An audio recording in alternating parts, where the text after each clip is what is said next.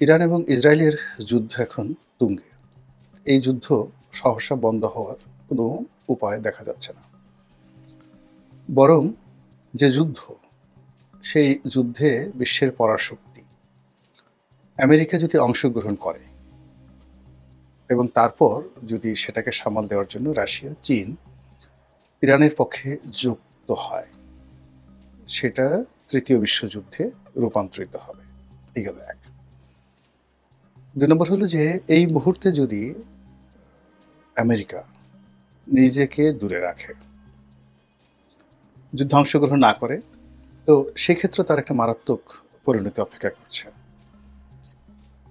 পুরো মধ্যপ্রাচ্য জুড়ে তার কয়েকশো সামরিক ঘাঁটি রয়েছে এবং এ সকল সামরিক ঘাঁটি স্থাপনার মাধ্যমে তারা সংশ্লিষ্ট দেশে অধীনতামূলক মিত্রতা চালু করেছে, লর্ড ডালহৌসির মতো। অর্থাৎ সৌদি আরবে যে বেজ রয়েছে, কাতারে যে বেজ রয়েছে, ইরাকে রয়েছে, কুয়েতে রয়েছে, জর্ডানে রয়েছে, এরকম অসংখ্য বেজ রয়েছে, মার্কিন ঘাঁটি রয়েছে। তো সে সকল মার্কিন ঘাঁটির উপর ইরান আক্রমণ চালাবে সঙ্গে সঙ্গে যদি আমেরিকা সরাসরি যুদ্ধে অংশগ্রহণ করে, অর্থাৎ তার কোনো বেস থেকে বা মূল ভূখণ্ড থেকে অথবা তার যে রণতরী থেকে সেই ইরানের উপর আক্রমণ চালায়।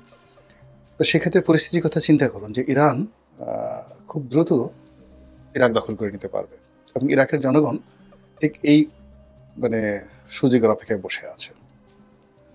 তারপর জর্ডান। ফলে এখন ইসরায়েল আক্রমণ করতে গিয়ে তাকে যেভাবে ইরাক এবং জর্ডানের আকাশপথ এবং সেখানকার সরকার এবং মার্কিন ঘাঁটির যে বাধার মুখোমুখি হতে হচ্ছে, সেটা তাকে হতে হবে না। কুয়েতের ক্ষেত্রে একই অবস্থা হয়ে যাবে। আবার অন্যদিকে যদি আমেরিকা এই মুহূর্তে সেটা গ্রহণ না করে, অর্থাৎ যুদ্ধে অংশগ্রহণ না করে, তাহলে এই ঘাঁটিগুলোর ভবিষ্যৎ নিয়ে যেভাবে সমস্যা হবে, আর উপসাগরীয় দেশগুলো আমেরিকার বন্ধুত্বের ব্যাপারে আশাবাদী হবে না যে তারা কঠিন এবং ঘোরতর বিপদের দিনে ইসরায়েলকে সহযোগিতা করেনি, তো আমাদেরকে কি আর করবে। এখন রূঢ় বাস্তবতা হলো যে ইসরায়েলের যে মজুদ, অভ্যন্তরীণ অস্ত্রের মজুদ, সেই অস্ত্রের মজুদ হাইয়েস্ট এইভাবে যুদ্ধ চললে 8 থেকে 10 দিনের মধ্যে তা শেষ হয়ে যাবে। আর ঠিক সেই সময় অস্ত্র, গোলা বারুদ সরবরাহ করার সাথে সাথে এখানে তাদের পক্ষ হয়ে যদি প্রক্সি যুদ্ধ পশ্চিমা দেশগুলো না করে, ইরানের মোকাবেলা করাটা কঠিন হয়ে যাবে। এইরকম যে একটা পরিবেশ এবং পরিস্থিতি, সেই পরিস্থিতিতে ইরান ধীরে ধীরে এই যুদ্ধটিকে দীর্ঘায়িত করতে যাচ্ছে, রাশিয়াও দীর্ঘায়িত করতে চাচ্ছে। আবার অন্যদিকে এই যুদ্ধের ব্যাপারে আমেরিকা রাতারাতি সিদ্ধান্ত নিতে পারছে না। কিন্তু এই যুদ্ধকে কেন্দ্র করে নানা রকম যে দর কষাকষি, অঙ্ক, সেই অঙ্কের ফলে বিশ্বের অনেকগুলো দেশের রিজার্ভ শূন্য হয়ে যাচ্ছে। অনেকগুলো দেশ একেবারে অর্থবৃত্তে ধনী হয়ে যাচ্ছে, বিশেষ করে রাশিয়া এবং চীন। আমেরিকা এবং পশ্চিমা দেশগুলো, তার সঙ্গে সঙ্গে আমাদের মতো দেশগুলো তেলের মূল্য বৃদ্ধি থেকে শুরু করে আরো অনেক কিছুর ফলে এখানে সর্বনাশ ঘটে যাচ্ছে। আপনারা ইতিমধ্যে জানাচ্ছেন যে আমাদের বাংলাদেশ যে তেল আমদানি করে, সেই তেল আমদানি করতে গিয়ে তাকে এই যুদ্ধের কারণে বাড়তি খরচ করতে হচ্ছে, যেটা বাংলাদেশের জন্য খুবই ভয়াবহ একটি অবস্থা। এখনো পর্যন্ত হরমুজ প্রণালী বন্ধ হয়নি। যদি হরমুজ প্রণালী বন্ধ হয়ে যায়, তাহলে তেলের মূল্য আরও বেড়ে যাবে। ফলে এই তেলের মূল্যের কারণে বর্তমান ইউনূস সরকারকে যে পরিমাণ ভর্তুকি দিতে হবে এবং যে পরিমাণ মূল্য বৃদ্ধি করতে হবে, যা আমাদের এই দেশের অর্থনীতি এই মুহূর্তে বহন করতে সম্ভব নয়। কিন্তু সমস্যা কিন্তু সেখানে নয়। আমরা আজকে যে বিষয়টি নিয়ে আলোচনা করব, সেটি হলো এই ইরান এবং ইসরায়েলের যে যুদ্ধ। এই যুদ্ধে ধরুন ইরানের পরাজয় ঘটল, সেক্ষেত্রে বাংলাদেশে কি পরিণত হতে পারে? আর ধরুন ইরান আর ইসরায়েলের মধ্যে আরো 2 মাস যুদ্ধ চলল, তাহলে কি হতে পারে? আর সর্বশেষ হলো, ইরান যদি পরাজিত হয়, আমেরিকা এবং ইসরায়েল যদি টিকে যায়, তাহলে কি হতে পারে আমাদের দেশের রাজনীতিতে? এখন যারা ক্ষমতায় আছেন, ডক্টর মোহাম্মদ ইউনূস সরকার, তাদের উপর পশ্চিমাদের একটা আশীর্বাদ রয়েছে, অর্থাৎ ইউরোপীয় ইউনিয়ন এবং আমেরিকার। যদি ইসরায়েল জিতে যায়, তাহলে ডক্টর মোহাম্মদ ইউনূসের সরকারের ক্ষমতা বেড়ে যাবে, দীর্ঘায়িত হবে এবং তাদের সাথে একটা টুস শব্দ কেউ করতে পারবে না। সেক্ষেত্রে বিএনপির কপাল রীতিমতো পুড়বে। এ গেল প্রথম সমীকরণ। দ্বিতীয় সমীকরণ হলো যে after doctor Mohammad Yunus alternative হবে ভারত এবং আওয়ামী লীগ। আপনারা জানেন যে মোসাদের একেবারে ঘনিষ্ঠতম বন্ধু হলো ভারত। তো এক্ষেত্রে ইসরায়েলের জয় মানে ভারতের বিজয়। আর ভারতের বিজয় যখন হবে তখন তারা সঙ্গতি কারণ এখানে আওয়ামী লীগকে রাজনীতিতে পুনর্বাসিত করতে চাইবে, শেখ হাসিনাকে এখানে ঢুকাতে চাইবে, অথবা যারা ক্ষমতায় থাকবে সেটা ডক্টর মোহাম্মদ ইউনূস কিংবা বিএনপি, তাদের সবাইকেই সীমাহীন আনুগত্য দেখাতে হবে ভারতের প্রতি। এটা হলো ইসরায়েল যদি জয়লাভ করে। অন্যদিকে যদি ইরান জয়লাভ করে যায়, ইসরায়েল নেই, তো সেক্ষেত্রে যেটি হবে আমাদের এই অঞ্চলে ভারতের প্রভুত্ব কমে যাবে। আমেরিকা নড়াচড়া করতে পারবে না আগামী কয়েক মাস কেন বছরও এই অঞ্চলে তার নিজের দেশে ট্রাম্পের বিরুদ্ধে মানে মানুষ রাস্তায় নেমে আসবে তার এই ভুল সিদ্ধান্তের জন্য, এবং আমেরিকান ইকোনমি তছনছ হয়ে যাবে যদি ইরান বিজয়ী হয়। আর সেক্ষেত্রে ডক্টর মোহাম্মদ ইউনূস এবং বর্তমান সরকারের নাম নেওয়ার মতো মানে কিছু থাকবে না, পালানোর মতো কোনো জায়গা থাকবে না। এবং পুরো পরিস্থিতি ইরান বিজয়ী হলে পুরো পরিস্থিতি অটোমেটিক্যালি চীন, ইরান, পাকিস্তান এবং সেই সমীকরণে বিএনপির একেবারে নখদর্পণে চলে আসবে।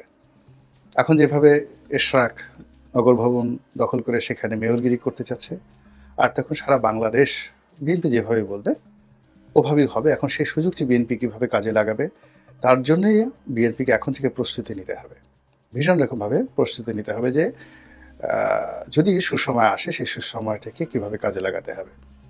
আপনারা জানেন যে পর্বতে ওঠার সময় যতটা না সমস্যা হয় তার চেয়ে বেশি সমস্যা হয় নামার সময়। সিঁড়ি উপরে ওঠার সময় যতটা সমস্যা, নামার সময় কিন্তু শরীর ইনব্যালেন্স থাকে, ভীষণ রকম ইনব্যালেন্স থাকে। ওঠার সময় মানুষ পড়ে যায় না, কিন্তু নামার সময় মানুষ পড়ে যায়। তো কাজেই বিরূপ পরিস্থিতিতে বিএনপি বলেন, আওয়ামী লীগ বলেন, যে কোনো দলে রাজনৈতিক বন্ধন থাকে সুদৃঢ় এবং সেই রাজনীতি কখনো ভেঙে যায় না।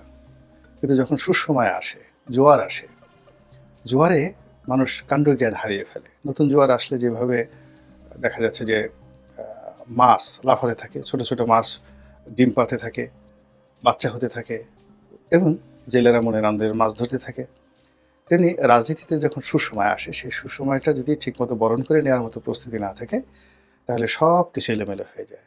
যেভাবে আগস্ট মাসের 5 তারিখের পর 2024 সনে এনসিপি, ছাত্র জনতা, ডক্টর মোহাম্মদ ইউনূস এবং বিএনপি তাদের কারোরই একটু প্রস্তুতি ছিল না, ফলে সবাই মারাত্মকভাবে কিন্তু ক্ষতিগ্রস্ত হয়েছে দীর্ঘমেয়াদে।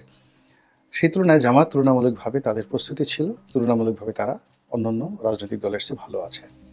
তো কাজে আবার যখন একটা সুযোগ আসছে বা একটা পরিবর্তন অনিবার্য, এই মানে ইরান এবং ইসরায়েল যুদ্ধের ফলে যে সমীকরণ আসে সেই সমীকরণে কারোর জন্য গলার কাটা, কারোর জন্য ফুলের মালা, কারোর জন্য পৌষ মাস, কারোর জন্য সর্বনাশ। এখন যাদের জন্য সর্বনাশ তাদেরকে সর্বনাশের জন্য প্রস্তুতি থাকতে হবে, যাদের জন্য পৌষ মাস তাদের জন্য পৌষ মাসের পিঠা পুলি পায়েস খাওয়ার জন্য তাদেরকে প্রস্তুতি থাকতে হবে। তো যেটা বলছিলাম যে যদি ইরান বিজয়ী হয় তাহলে পুরো পরিস্থিতিটি বিএনপির হাতে চলে আসবে, একেবারে অ্যাজ ইট ইজ। ইলেকশন হোক বা না হোক, রাজনীতি চলুক বা না চলুক, পুরো দেশের কর্তৃত্ব তাদের হাতে চলে আসবে এবং এটা বড় জোর 15 দিন থেকে 1 মাস থাকবে। যেভাবে আগস্ট মাসের 15 তারিখ থেকে সেপ্টেম্বর মাসের 15 তারিখ পর্যন্ত বাংলাদেশে এমন একটা পরিস্থিতি বিরাজ করছিল যে ওই সময় ইচ্ছা করলে যে কোনো মানুষ, মানে 3টে দল, সেটা এনসিপি, ডক্টর মোহাম্মদ ইউনূস, জামাত এবং বিএনপি, তারা ইচ্ছে করলে একে অপরের সাথে প্রতিযোগিতা করে নিজেদের অবস্থান সুদৃঢ় করতে পারত, কিন্তু তারা সেটা না করে জোয়ারের টানে যে যার মতো করে তারা নিজেদেরকে ভাসিয়ে দিয়েছে। ফলে আজ সবাই শক্তি হারিয়ে ফেলেছে এবং মূল ভূখণ্ড থেকে স্রোতে তাদেরকে এমন একটা জায়গাতে নিয়ে গেছে, ওখান থেকে পুনরায় আবার জোয়ার বা ভাটা না আসলে তারা কেন্দ্রে আসতে পারবে না।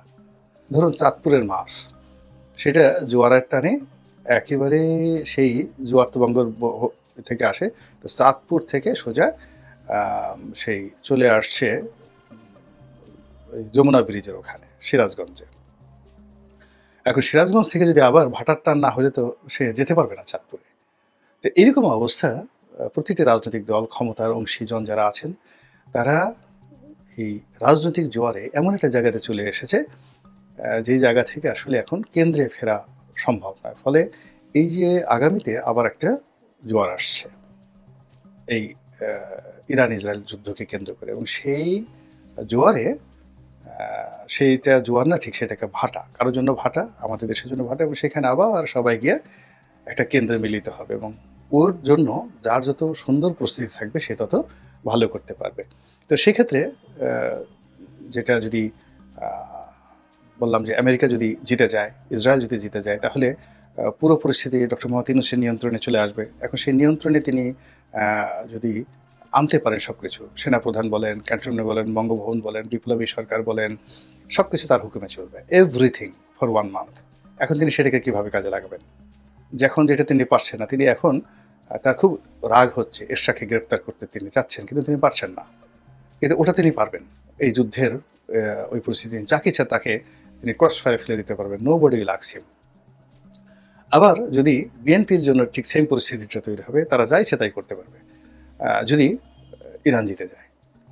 আবার যদি দীর্ঘমেয়াদে এই যুদ্ধটা চলে, দীর্ঘমেয়াদে চলে 2 মাস 3 মাস, বা ইউক্রেন যুদ্ধের মতো, মানে এটা আমাদের সবার জন্য এটি একটি মরণপণ সমস্যা হয়ে যাবে। এর কারণ হলো দুর্ভিক্ষ অনিবার্য হয়ে যাবে, ব্যবসা বাণিজ্য খারাপ হয়ে যাবে, এবং আসলে তখন আমরা কেউ লাভবান হব না, কেউ লাভবান হব না।